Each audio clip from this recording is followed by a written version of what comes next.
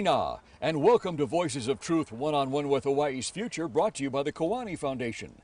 I'm Lehuakona Cardwell, and here we are today on the windward side of Oahu. We have a fascinating guest on the show, so let's go on over here and meet him. Lehuakona. Aloha, Ehu. Good to see you. Aloha, good to see you. Lehuakona Isaacs, did I say your name right? You did. And correctly. tell us where we are today, Lehuakona. We are at the shores of Kawainui at a place called Napuhaku o Hauvahine in the Ahupua of Kailua. So this is Kawainui Marsh, yeah? Yeah, we call it just Kawainui. Okay. And we can also call it Kawainui Marsh. We usually refer to it just as Kawainui, but Kawainui Marsh works also. Wow. And you have some special connection to this place right here, don't you? Well, yeah, I'm not born in Kailua. I was born in Kalihi, but I'm raised in Kailua. My family is really from Napo'opo'o, the Broad family and the Napua family, and also the other side of my family is from Kauai. We have the Beniaminas and the Pohikis, and I am descendant of them, and here I am many, many years later here in Kailua. Wow. So tell us what Kawainui is, Lehuakona. Kawainui, it means the big waters. Kawai is fresh, so the big fresh waters. It also means to me the great waters. These are our ancestral lands. These are our kupuna lands, is what this is. And all throughout Kawainui and along the shores of Kawainui, you will find the evidence of our people thriving along these shores, thriving within Kawainui with the local ia, the fish pond. This is a really, really important place, Napuhaku, because the Mo'o goddess, Hauvahine, resided here. And she and her sister basked on the boulders that you will see later and really guarded this place, Napuhaku. And if you came with ill intentions or bad intentions, they made sure that you paid a price. So she is the guardian mo'o of this place, Napuhaku o Hauvahine. Wow. So when you say we see evidence of Hawaii's people, we're talking about in ancient times. This place goes way, way back, thousands of years, yes? It goes way, way back. There is a village site down here. There are grinding stones. There are walls. There is Vahipana, legendary places, sacred places. There is Ulupu Heao, just diagonal from us. There's Holomakani Heao, which is just down the road from us. There's Pahukini Heao, which is further down the opposite way on the road here. There are a lot of really remnants of the existence of our people in the past, and that we are taking care of today. They're here. Exactly how old is Kawainui? Has anybody really dated this specifically? Well, it goes way back to, the beginning of that story is that we are in a caldera. We're in the caldera of the Ko'olau volcano. So wait a minute, this is an ancient volcano that we're actually standing in. And if you look behind you, there are the walls of the Ko'olau volcano that remain. Wow, look at that. And they roll all the way up to Waimanalo. So all the way to the left. Right, so that's let's call it a half of the Ko'olau volcano still remains. The other half collapsed into the ocean. Okay. But that's way out there, so this was a huge... They say this volcano was as huge as Haleakala. Haleakala was about 10,000 feet high, but its base is huge, Haleakala. Wow. And that's what we have here, the Ko'olau volcano. So when that other half actually collapsed, it wasn't due to erosion, the ocean, it was a full-on collapse of that side. Then it left the caldera open and it evolved. And what we eventually ended up with was an inland bay. And then from the inland bay, the sandbanks started to build up and collect. And once it became enclosed with the sand, it went from an inland bay of salt water to brackish water as it changed. And then when it was fully enclosed, it was really fresh water. Our people were able to utilize this for construct the local ia, for farming, raising kalo, and that brings us to today, where we are reestablishing those very practices here Wow. Yeah. All right, so Lehuakona, when we talk about how old is this place, and probably go back 1,000, maybe 2,000 years when people started to populate it. But when we talk about how old is this place, according to the ancient volcano and the walls collapsing, we're talking millions of years. We yes? are, yes. Wow. Yeah. Wow, and we're actually walking right now on the floor of the ancient dormant volcano. Yes, we're in the caldera right now. What you see here is the high canopy, lower canopy, brush, and ground cover. And once the natives take hold, and this took years and years, The native plants. the native plants take hold because we removed the invasives. Then the invasives have a hard, difficult time to reestablish themselves here. So now the natives are on their own, they're holding their ground, they're thriving, they're surviving, and they're doing really well here. This is a really good example of a restored native forest. When was this reestablished, Lehuakona? I mean, when did people in modern times actually begin to get a sense of what was here? Well, people like the Kupuna never really forgot that it was here, but our actual active involvement at this place started in 1994. So very recently. In the mid-94s as Ahui. Before that, Doc Burroughs would bring his students here. So the work that actually took place here started even earlier than that. He would bring his students out and to study the native plants and do work out here in this area. So we have been actively involved, because Doc Burroughs is one of our founders, in this place for a long, long time. But formally since 1994. And at that time, we really were the only people, really the only game in town, doing restoration. Oh, wow, look at this. Oh, my goodness. Wow. Oh, this is an amazing view. Yes. And there's Mount Olomana. There's Olomana there. There are the walls of the Ko'olau volcano. There is Kawainui here. And probably what is really important to note is what's at risk here. And what I mean is, if you look out there, you think you're seeing a healthy, beautiful marsh. But what you're really seeing is Kawainui at great risk. And what I mean is, as an example, do you see this patch of round plant? Yes, right there. That's Egyptian papyrus. So that's invasive. Totally invasive. Wow. And it grows and expands. It grows in a circle, expands and expands and expands. That's another one over there, yeah? That small one. Yeah. Yeah. And then out there. Yep, I see it out there. See several? 2 or 3 of them out there. It's hard to see, but if you went down there, that's over 8 feet in height. So it's way over our head. It's way over our head. It's aggressive, and it chokes out all the natives. So what do you do about that? You've got to get rid of it. Just completely take it out. It's got to be removed. Those trees are one of the biggest threats to Kawainui. A marsh is predominantly brush and plants. When the dominant plant is a tree, it turns into a swamp. It becomes so Kawainui is a threat to becoming a swamp if nothing is done about those trees. Those trees are growing on a floating mat right now. So if you walked out there, that mat is anywhere from 6 feet thick to 30 feet thick, and it actually bounces as you walk. No kidding. Yeah, and all those trees are just coming this way. They're marching this way, so that's a problem. Lehuakona, this is a really big deal, yeah? It's a big deal. It's a huge deal because these are ancestral lands, and what we want to see is restoring, and our intentions are to restore this to good health. The way it used to be before. Yes, in balance. And right now it's horribly out of balance. It is. Some people who don't come out here and don't know are calling it pristine. This is a pristine area, and that's one of the reasons why they oppose our work. They don't know what they're looking They're at. not. It's not pristine. It's far from pristine. We'd like to make it pristine, and that's our work. But this has to be addressed, or else we're just going to end up with a swamp and a horrible mess, and it'll be very difficult to fix at that time.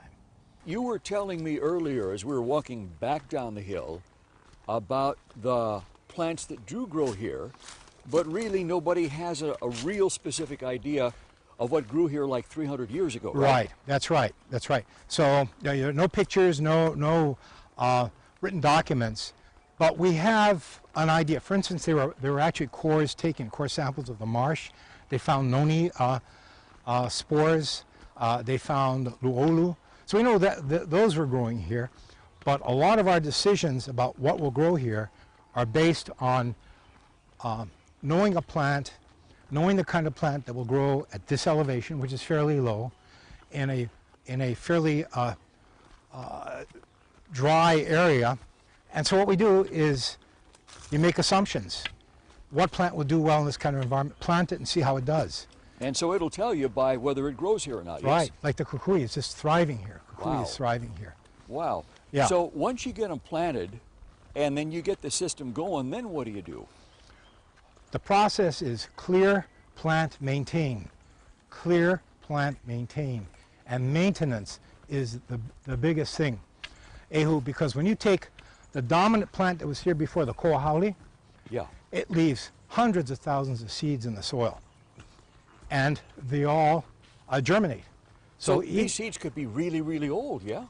For the koahauli, which is the bad, that's the invasive species, yes, and it could be very old, and they continue to sprout. So you clear, you plant, and you maintain. It is a lot of work, and it requires a lot of committed, dedicated people and resources to do that, but it's an important part of our work, is to do the maintenance. It sounds like the maintenance really never ends. It never ends, it's continuous. Let's just turn around Okay. and look at some interesting pohaku. Well, look at this one right here. Yes, Wow. this pohaku has a dip in it. Yes. And the belief is, and it makes sense because it's been done in other places, is that they would fill that with water. Can we walk up and see Sure, it? we can walk up and see it.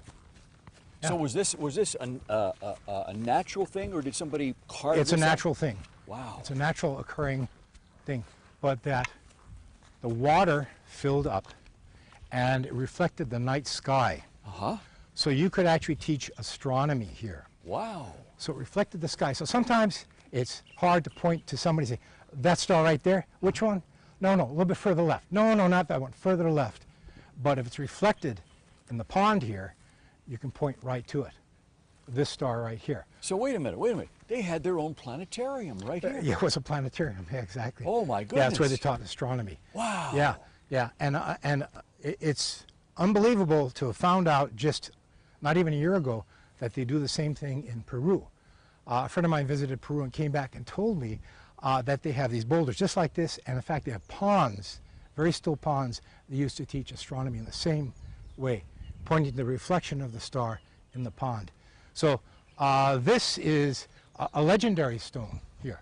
This is not something that we just said, well, you know, this could have been it. This is a legendary pohaku. Wow. Right here. Yeah, and this whole area is a village site. This is a village site, and So people lived here is what you're saying. people lived here. People lived here, thrived here. We have found ulamaika stone. We have found stone, the adze heads, the basalt adze heads. So you found tools. We found tools. We found tools, broken ipu. They thrived here because one of the best basaltic quarries was where the new quarry is. They would come here where the water was, body of water, and they would work and shape the stones here by the water. So there's just a lot of remnants of work here, people thriving here, people thriving because we knew because of the lo'ikalu that are here. The taro. Yep, the taro in abundance here. So this is it. This is where our people thrive. This is not pohaku. Lehuakona, does anybody know approximately how many people lived here back then? What the population was? You know, I've seen that number. I'm not recalling that number. It was a healthy number. Was it like 10,000? Oh no, it was more than 10,000. Oh, really? It was more than 10,000. If you just turn and look at Olomana right there, Yeah. and to the right of Olomana is Maunawili Valley. We have Lo'ikawa terraces, starting from Ulupo, which is there, going all the way up back into Maunawili. It was a verdant place, abundant fresh water, all the resources that are needed to grow kalo were here, and so they grew kalo. Uala, sweet potato, also was grown here, and other things that were needed. But this was a healthy population of people They were born here, they lived here, they died here, and they continued that process. Wow. And back then, what was the marsh like back in those days? Okay, so there was, the open body of water was more, the local ia, the fish pond, was behind this tree. Maybe we get a glimpse of it, but it was towards the northern side. So there was more water visible back there was then? There was more water visible when I was a kid.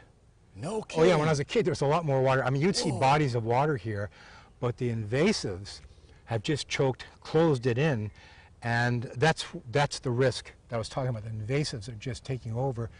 They'll be choking out the natives and choking out the water, but there were larger bodies of water when I was a kid. Based on what you were telling us a moment ago, Lehuakona, it sounds like there was probably more like between 50 to 100,000 people that lived here with all that terra that grew, all of the resources to be able to feed people here, yes? I would say that's probably a good number. Wow. For this place. One of the important things that we do, Ahuhui does, is to grow resources that other people can use.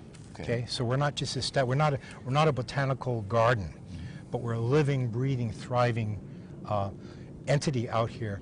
And so this peely grass actually is planted so that those who need peely grass, and I need to be careful about this because it's not an open invitation to anybody, but we grow this so that if somebody needs peely, there's a source here for peely. And what do they need peely grass for? For thatching. Ah, okay. For thatching and... To weave it together to make cordage, yes? They can use it for cordage too. It is a sturdy, sturdy plant. This in no way represents enough to even do a roof. Oh, yeah. You probably need, honestly, you need about 30 times this area to do a complete roof. But it's the beginning of a work for us, right? We're beginning. We're planting, we continue to plant peely grass. And back at the amphitheater, we had that big tea leaf area. For those who know how to pick respectfully, how to gather properly, halal, whatever, we also have tea leaf for them to use. So if you dance hula? If you dance hula, just kahea, come to us, ask us, talk to us. But we think that's an important kuleana of ours also. Lehuakona, how long have you been involved with Kawainui? Actually, directly with Ahuhui and the work that needs to be done here, I joined just after they were formally organized. So I came a little bit after that. They were organized in 1994, and I came a couple of years after that. Wow. Yeah, and been at it ever since. How many people are involved besides you here? Well, we get mostly our core of our group is our board of directors. We have 8 board of directors, and we have a part-time administrator. We have 2 field people, or 1 field person now. We lost Auntie Waimea Williams. We have 1 field person who takes groups to work in the lo'i. Otherwise, all our work comes from volunteers. Rick Gunther, who's the botanist here, brings in a group of people on Saturdays. School groups come in, community groups, professional groups, all kinds of groups. So university groups visiting from somewhere on the continent, all kinds of people. We rely on those people. So we promote on our website a request for people to kokua, come out, help us, whether it's just pulling weeds, watering plants, or even helping with the planting. With the planting, we usually like more experienced people who repeat. In fact, we really like people who come out to volunteer, not just to be here once, but to really make a commitment to this place. It's a little hard. It's not easy work. You can see this climb and this environment. And it's hot out here. The heat. Those that have been here and consistently come to help us is a very small core of people, very dedicated people. They've really made a difference. But we're open to anybody who would even have an interest in culture, or if they have no interest in culture, maybe have an interest in botany or ecology. There's something for everybody in our community. It's here. Wow. How do you keep this going financially? I mean, what do you guys do? How do you do that? Okay, so we financially the truth is a nonprofit like Ahuhui, and probably a lot of others like Ahuhui, really struggle financially. We rely on membership and we rely on donations, but it's never enough because we expend a lot of money on either purchasing plants that we can't raise, and equipment, purchase of equipment, repair of equipment, and that's the chainsaws, the weed whackers, fuel, to hand tools, to wheelbarrows, all those things that are necessary, they get abused out here. So you're always having to replace these things. I personally have funded over the years, made nice healthy donations to Ahui, and others in our board have too, to help continue our mission work out here. Out of your own pocket? Out of our own pocket, yeah. So this for you is a labor of love? It's all a commitment to, yes, it's a labor of love to, especially here, our kupuna lands, our ancestral lands. They're ailing, and we need to correct that, and we need to fix that. And one thing I say to people too is, as we heal the land, because I found this on Ko'olawe to be true also, people would say this, they would work on the land, begin to heal it, and there'd be some kind of change within them. And they would use the word healing also. They feel like they have been healed. So really what happens here is, as we heal the land, we so too heal ourselves. And as we heal ourselves, we so too build our capacity to heal the land. So there's that deep, deep spiritual connection to this land. It is not only a Hawaiian thing. Hawaiians, you know, we believe that we are of the land, we are from the land, we're of the natural world. Other people may see the value of that, may not believe it, maybe see the value of it, or make room for that kind of worldview. So we're not exclusive, but if you're a Hawaiian and you bring your child out here and you begin to malama aina, because that's what we are as malama aina practitioners. Caring for the land. Caring for the land, caring for the land. There'll be a metamorphosis too with you, and you'll be more strongly connected with your ancestors. And you'll also be building a foundation for those that follow, your future descendants. What we're doing here is a metaphor for us to reestablishing ourselves, our spirit, our culture. By reestablishing the native plants, we reestablish the native people as well. So that's why that work is really important to continue. It can't be just weekend work. It needs to really be part of one's life and belief. And that's our mission. Our mission is to practice, promote, and perpetuate a Native Hawaiian conservation ethic. And that ethic really is Mauka to Makai, and mountain to the ocean. To the ocean and the sea soil beyond. So it's not just the ocean's edge, it is beyond, the sea soil beyond. Right. We have spent a lot of time, Bavaina, this would be in the middle.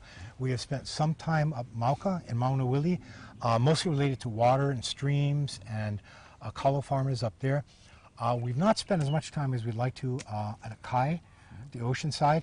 We want to expand our work there too. But here, Mavaina is the majority of our work, and we want to further connect up Mauka as well. Wow. And that is the practice, promote, and perpetuate. So it's action. It's not just a vision, but it's to practice. Action-based. Yeah. Lehuakona, I see a bench up here that looks really nice to sit on. Can we go up there and Let's sit go. on the bench? Yeah, sure. Cool. Wow, what a view up here. This is beautiful. It is indeed. Wow. It is. Lehuakona, you've talked about why this place is special to you and what attracted you to it in the first place.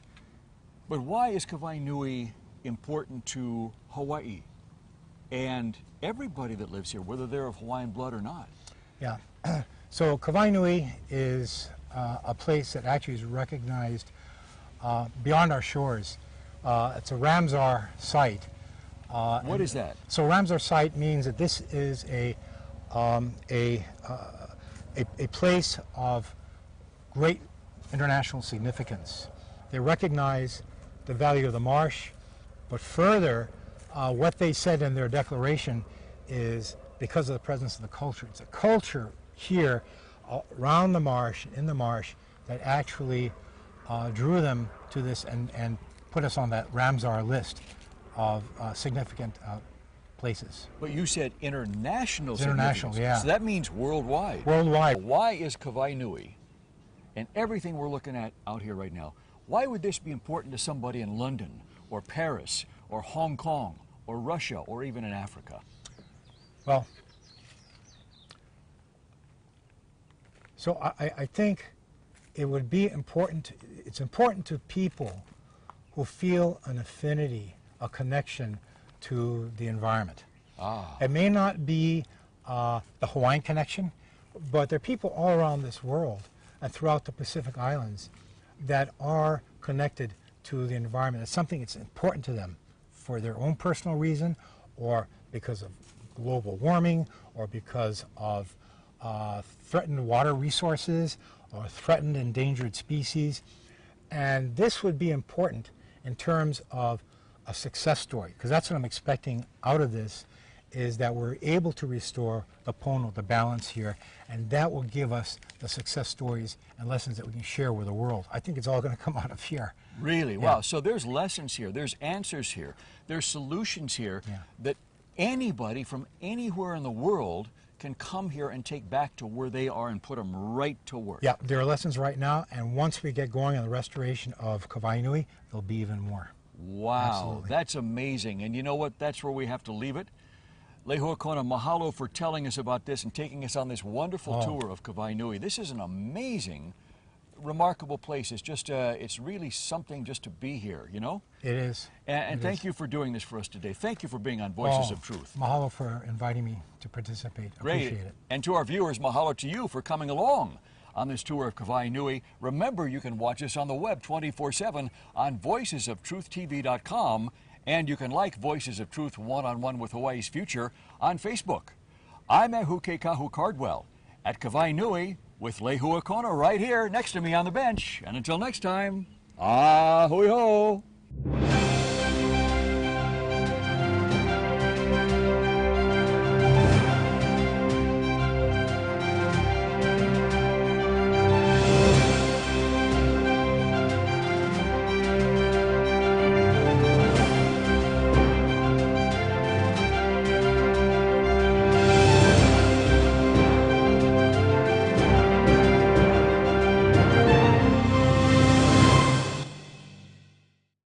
Mahalo for watching Voices of Truth One-on-One with Hawaii's Future.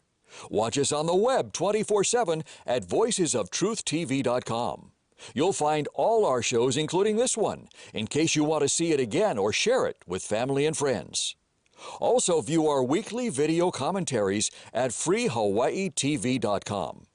And check out our blog, published daily, at freehawaii.info. It's all part of the Free Hawaii Broadcasting Network.